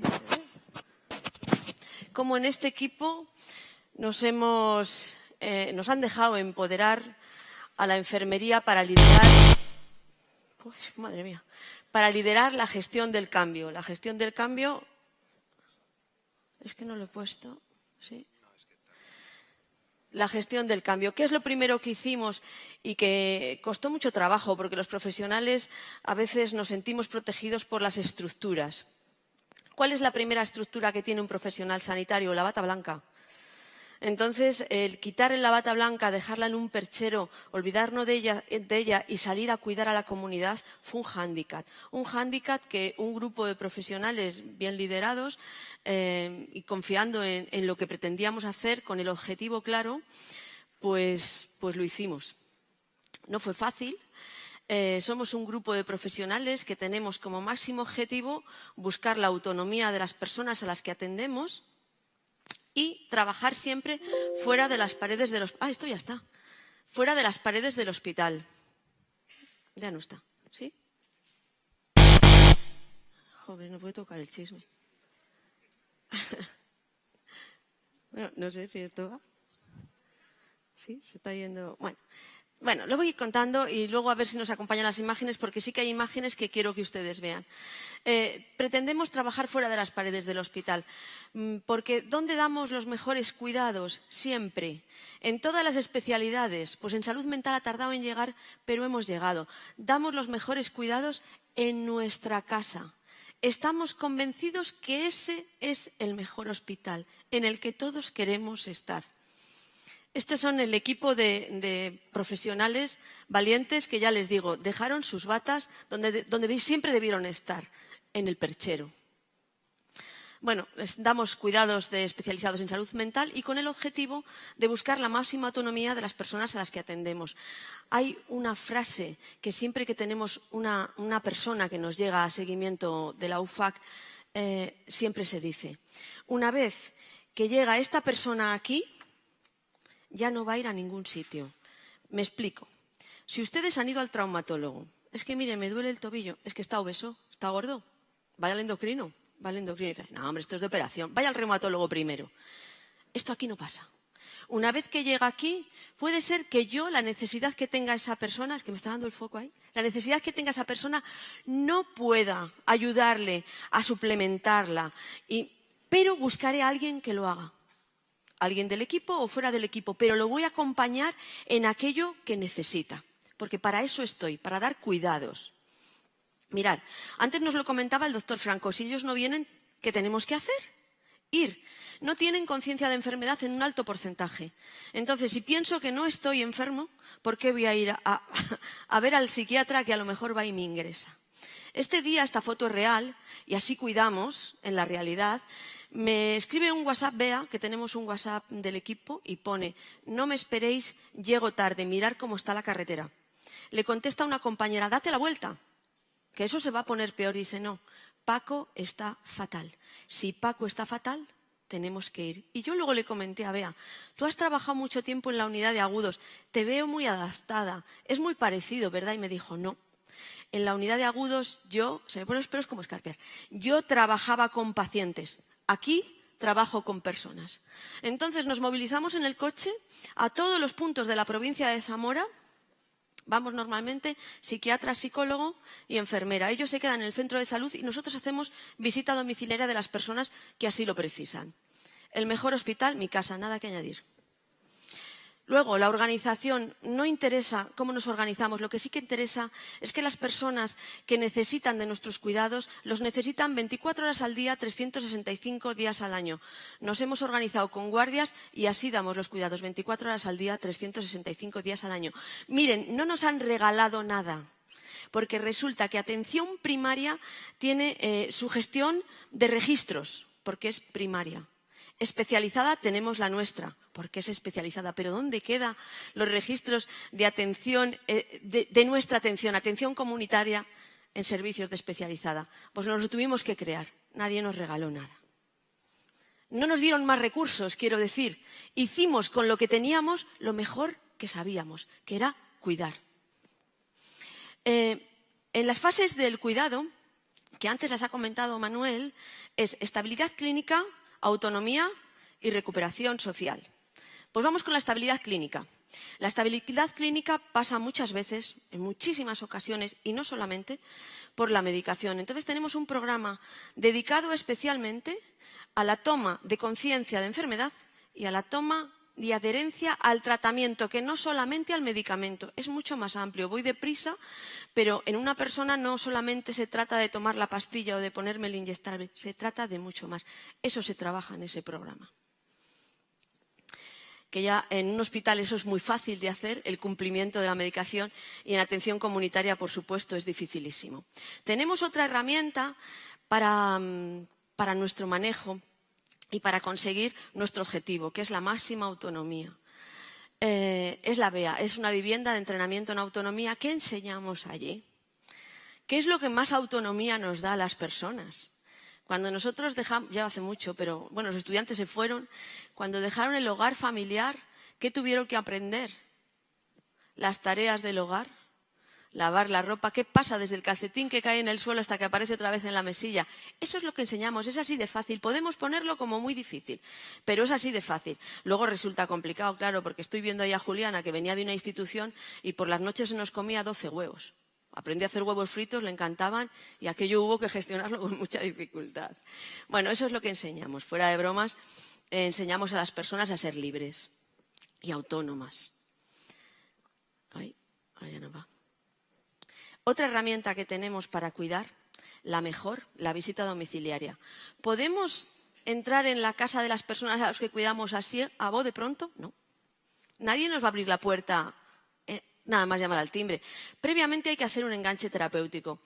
Me estoy acordando que teníamos una persona con mucha apatía, que no conseguíamos hacer de vida de ella absolutamente nada, no tenía motivos para vivir y lo único que le motivaba era ver las estrellas. Tenía un telescopio y le encantaba. Entonces, ¿qué hicimos para hacer ese enganche terapéutico? La enfermera que estaba de guardia iba con él, veía un rato las estrellas y fuimos haciendo enganche. Y a partir de ahí se fue creando confianza y pudimos empezar a ayudarlo. Ahora mismo tiene un trabajo y está totalmente rehabilitado y totalmente autónomo, viviendo en su domicilio él solo. Bueno, la herramienta de la visita domiciliaria. Una vez que tocamos y nos dejan entrar, ¿qué nos podemos encontrar? Esto. Yo soy tan ignorante y tan osada que nos llega una derivación de una persona que se llama Mercedes. Se llama Mercedes. Y yo dije, me tocaba por zona, es de Sanabria. Y yo dije, pues qué bien, porque yo a Mercedes la conozco mucho.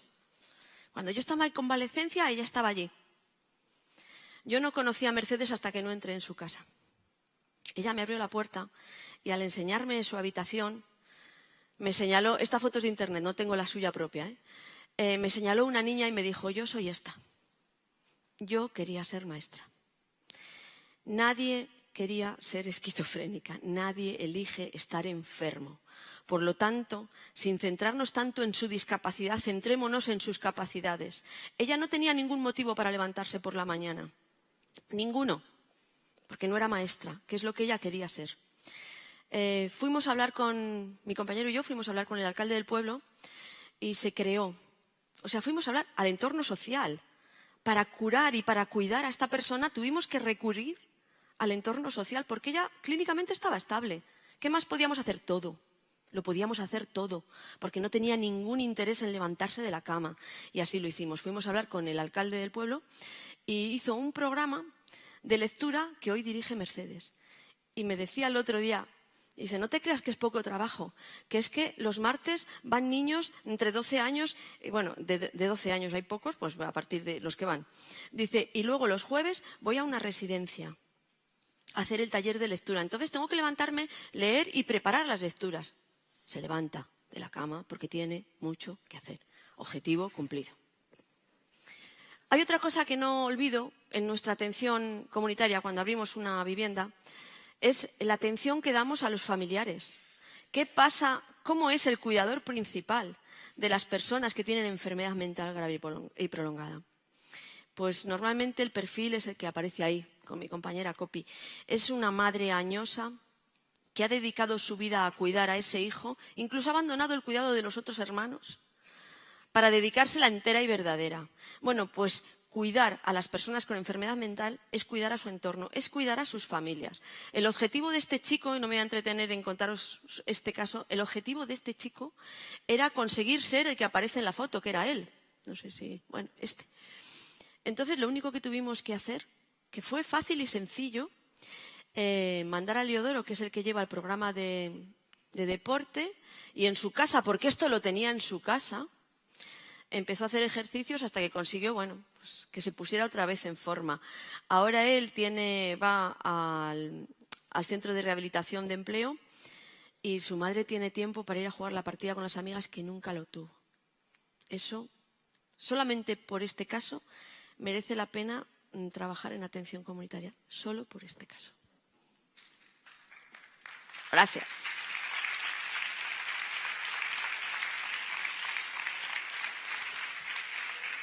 Gracias. No queda ahí nuestra cartera de servicios. ¿Cuáles son los programas importantes? Pues para cada persona el que más necesita. Este es muy importante.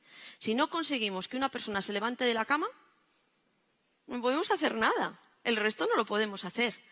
¿Cómo hacemos este programa? ¿Los llamamos por teléfono? ¿Les ponemos una alarma? Sí, pero hacemos otra cosa. Una escucha activa, sabiendo lo que les interesa, ayudarles a gestionar su motivo de vida. Vidas con sentido. Si no tenemos una vida con sentido, ¿qué sentido tiene levantarse de la cama? Ninguno.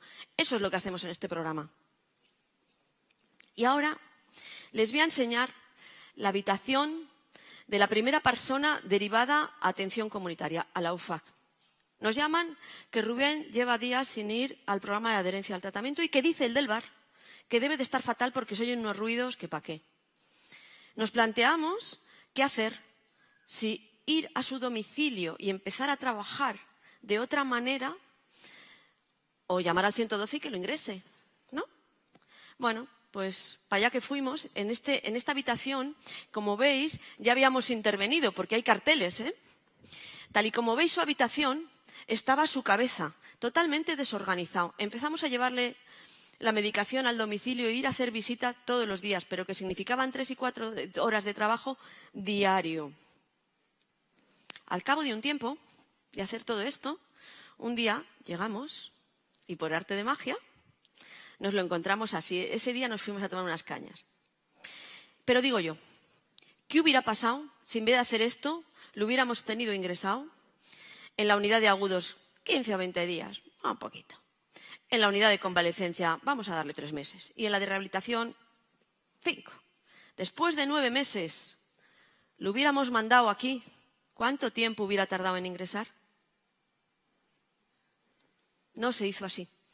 Hoy Rubén, de pasar 9 meses al año ingresado, pues tenemos un poco de cuidado especial cuando llegan las fiestas de San Pedro y tal, porque es que el alcohol le sienta fatal, es que lo desorganiza del todo.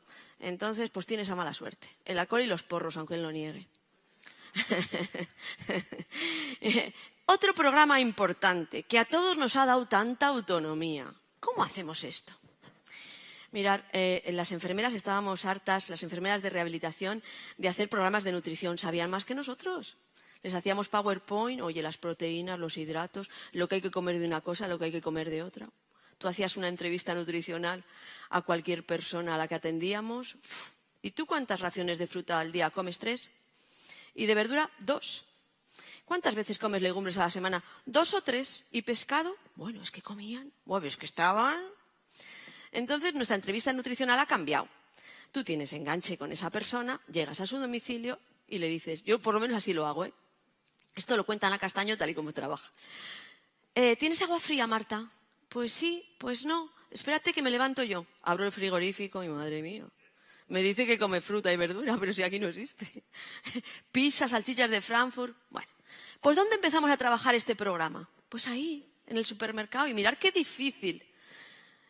Vosotros que trabajáis tanto con demencias, ¿creéis que si a una persona con demencia, que al fin y al cabo la esquizofrenia en algunos momentos puede funcionar como tal, la lleváis a este pasillo de yogures del Mercadona, ¿uno no se vuelve loco? Pues ayudémosles. Porque es que un yogur y un par de piezas de fruta nos han solucionado una cena. Es lo que tienen que tener, porque si no, una pizza. Entonces, bueno, pues es lo que hacemos.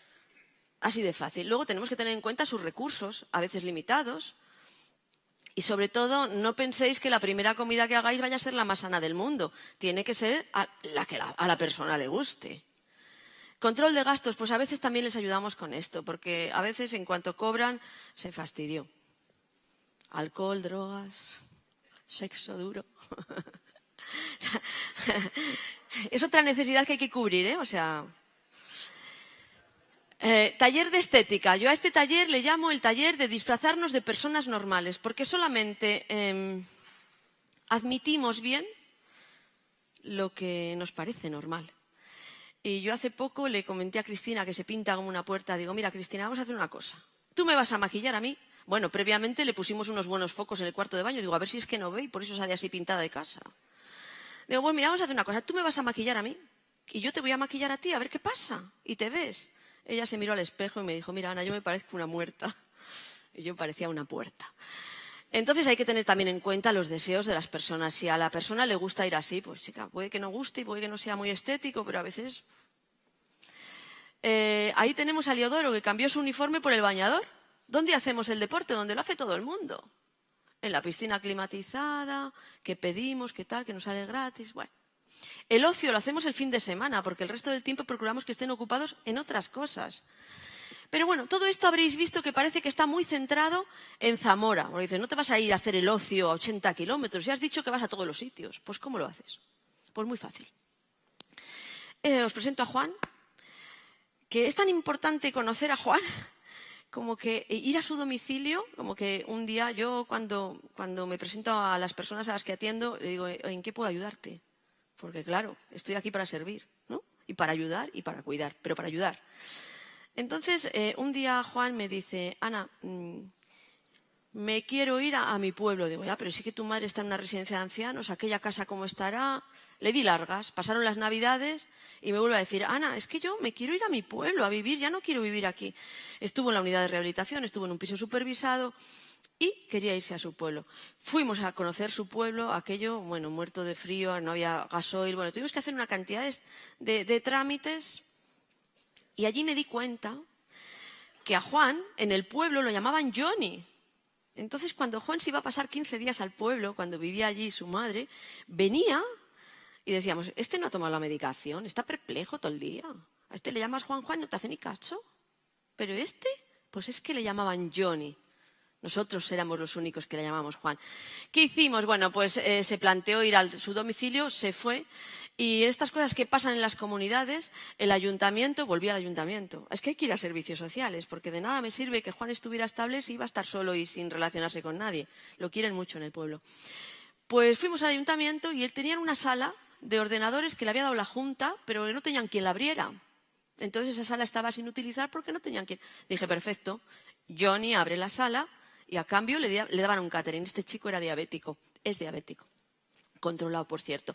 Y además, si ustedes van a Río Negro del Puente, un pueblo precioso, el guía turístico que les va a enseñar el santuario es una persona con esquizofrenia. Es Juan Polite.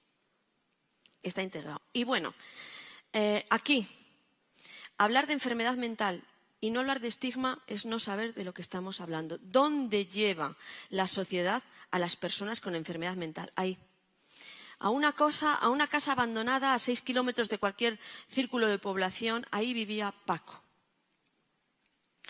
Yo le acompañé y el primer día que le acompañé dije, Ana, lista, aquí vas a morir. Porque dijo, aparca el coche ahí, Ana. Después de conocerlo y de haber hecho bastante enganche, aparca el coche ahí. Seguimos andando. Había un camino. Pero dijo, no, ahora ya no sigas por ahí, vamos por aquí.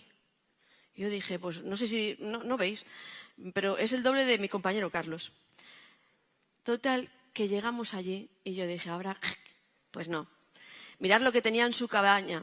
Tenía un montón de libros. No tenía luz, no tenía agua. Me regaló el diario de Ana Frank porque me dijo, esto me encantaba, era mi libro favorito, pero ahora ya no puedo leer. Y yo dije, ¿el deterioro cognitivo asociado a la esquizofrenia? No. Hay que seguir indagando. Ya no puedo leer, con eso te tienes que quedar. 14 diotrías que nadie había tratado. Yo creo en la recuperación de las personas, pero no en plan paternalista, yendo por delante. Cada uno comete sus errores, yo los míos, ellos los suyos.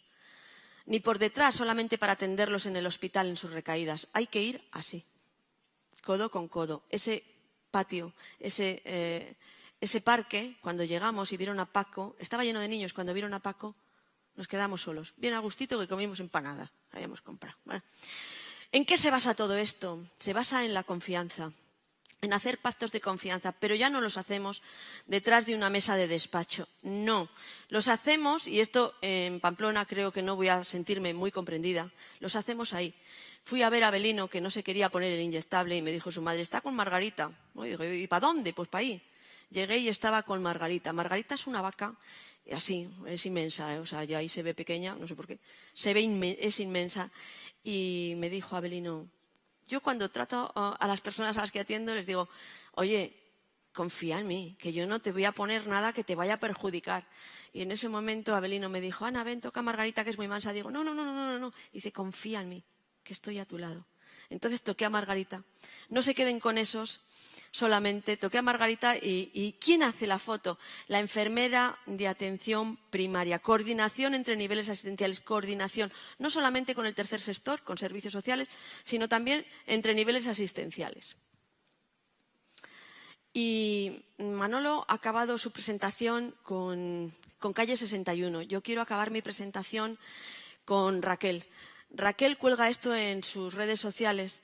Es una persona que nos encontramos en una estación de autobús abandonada, una estación de tren, con una esquizofrenia mal, y ahora mismo cuida a iguales. Está cuidando a personas con enfermedad mental, está totalmente recuperada. Y el otro día colgó una reflexión que creo que nos debe de quedar a todos. De igual modo, cada cual tiene su punto, no se libra ni Cristo. No deberíamos hablar de inclusión, sino de aceptación por parte de todos. Todos formamos parte de esta sociedad.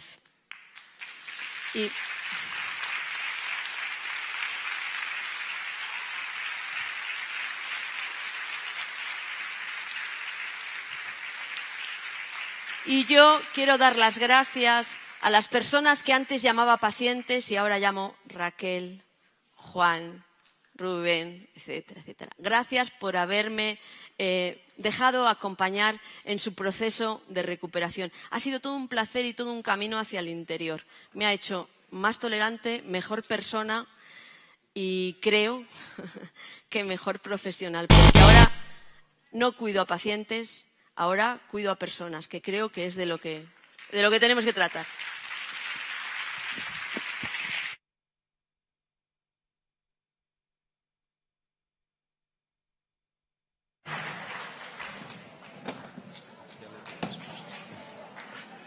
Bueno, como mis compañeros, agradezco a la organización que nos permita exponer un poco cómo trabajamos. Yo me voy a centrar más en lo que es la parte más específica de la gestión del cambio. Prometo no utilizar, consejera, 5 minutitos y lo daré 4 o 5 mensajes y no utilizaré más tiempo. ¿Me puedes...? A ver, es que tengo que meter... Dale al fin, al modo presentación. Ah, vale. Bueno, vamos a ver. Quería la primera diapositiva, es que es una diapositiva que quiero que vean y que piensen. Nada más. El chino es listo, pero no tanto. Entonces,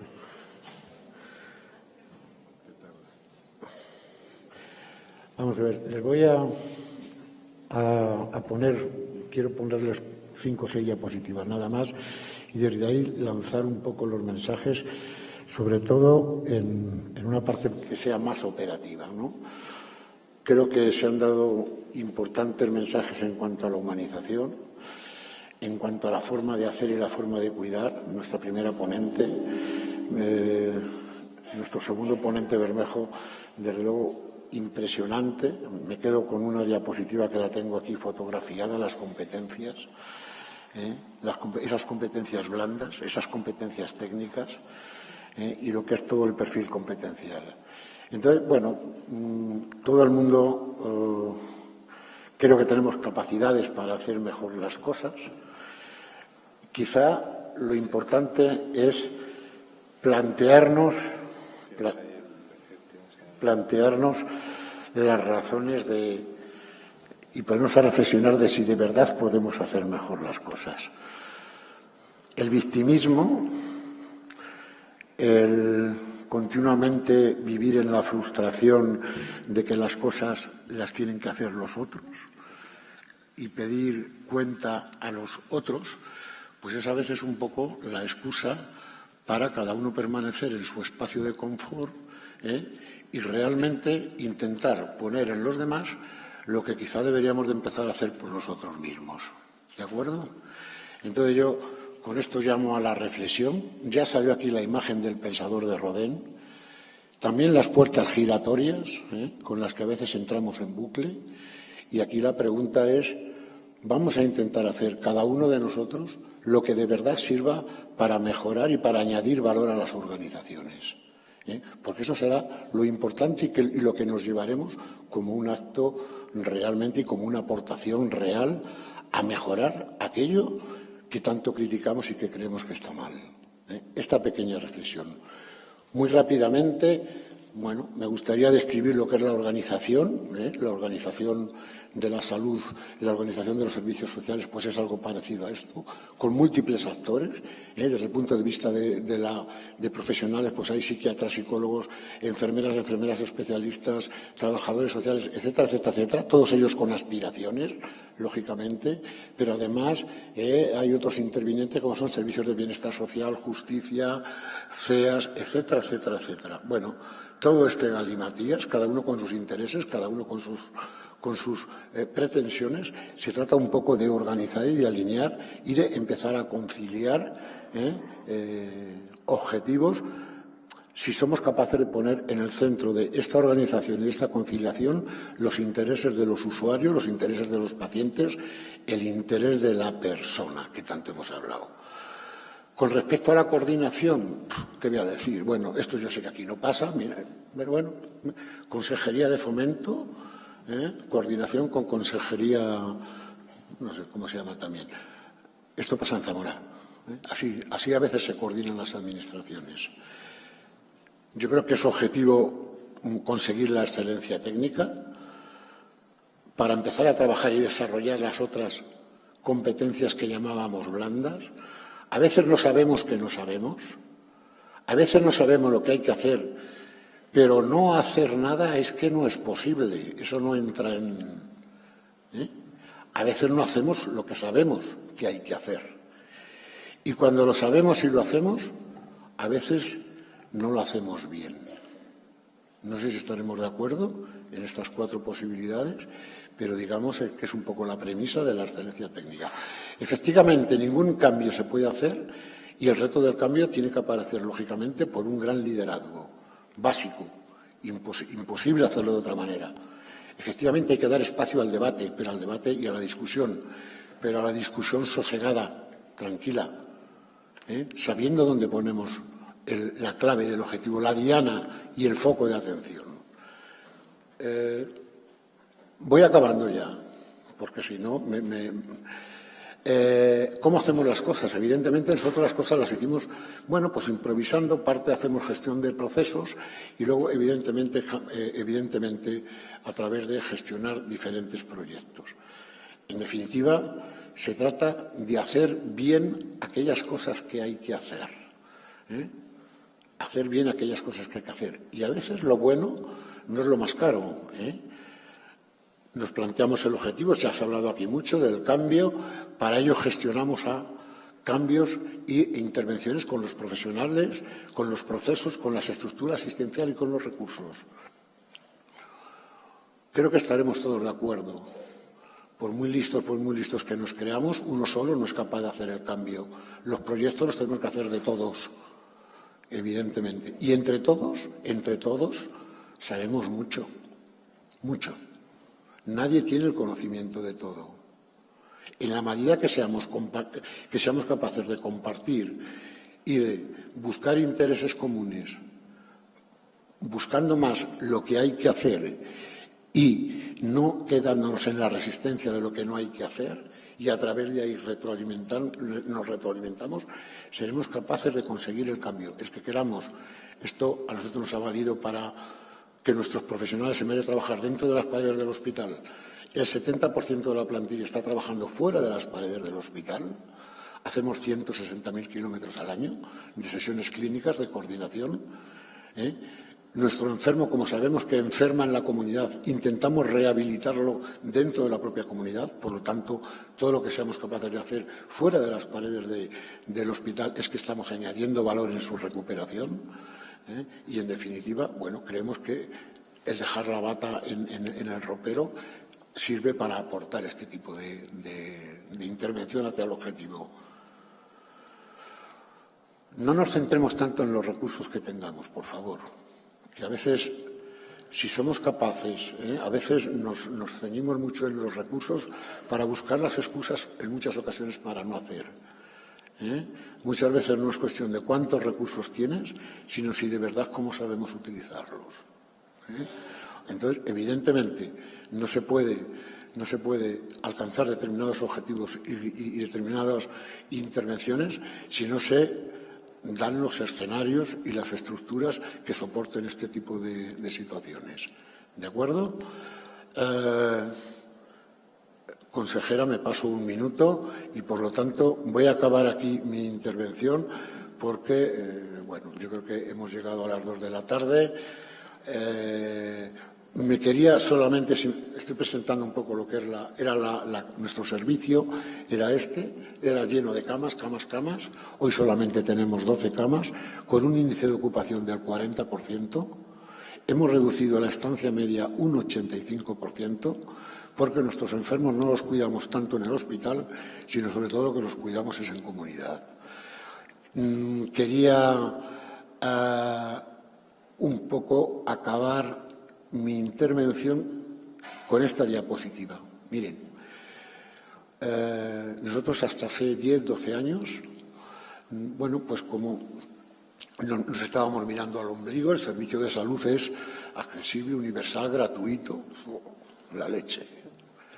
Compara con los servicios sociales, que son lista de espera, copago, claro, estamos en una situación ahí muy dominante.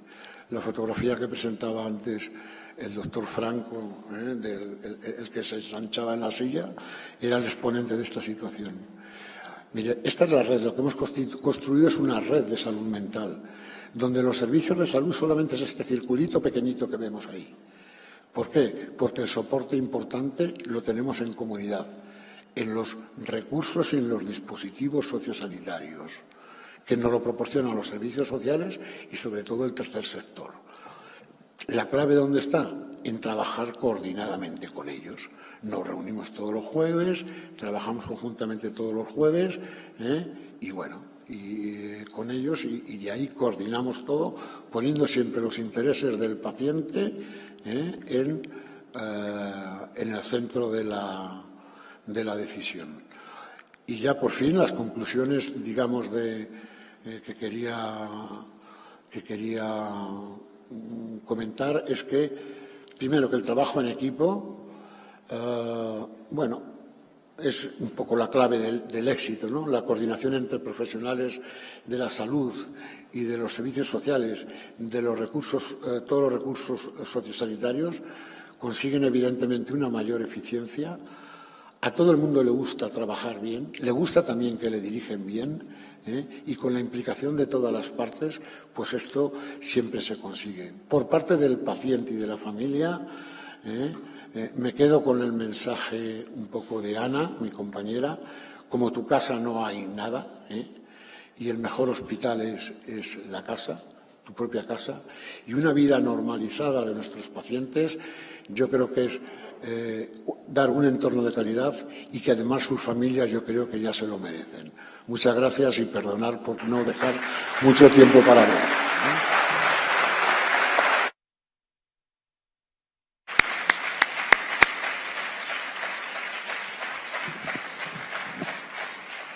Pues agradecemos vuestra participación. Ahora sí podéis bajar a vuestro espacio. Muchas gracias.